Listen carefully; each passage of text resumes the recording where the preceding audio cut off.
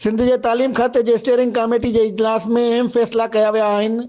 सूबाई वज़ीर तालीम जी सदारत में थियल इजलास में फ़ैसिलो कयो वियो आहे त सिंध में नओं तालीमी साल अप्रैल खां ई शुरू थींदो। रमज़ानुल मुबारक दौरान 8हीं जमायत ताईं इम्तिहान मामूल मुताबिक़ मार्च में थींदा।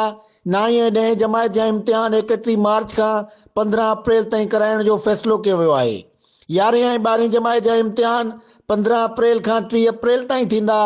इंटरमीडिएट जा नतीजा 1 जून खां जारी कया वेंदा। गर्मी जूं मोकलूं जून ऐं जुलाई महीननि में थींदियूं, जॾहिं त मौसमियाती तब्दीली जे असरनि खे नज़र में रखंदे साल 2027 में सर्दी जे मोकलनि में इम्कानी तब्दीली बाबति सब कमेटी जूं तजवीज़ूं ईंदड़ इजलास में गौर हेठि आंदियूं वेंदियूं। उहे सभु फ़ैसिला तालीम जे वज़ीर सैयद सरदार शाह जी सदारत में थियल स्टीयरिंग कमेटी जे इजलास में कया विया।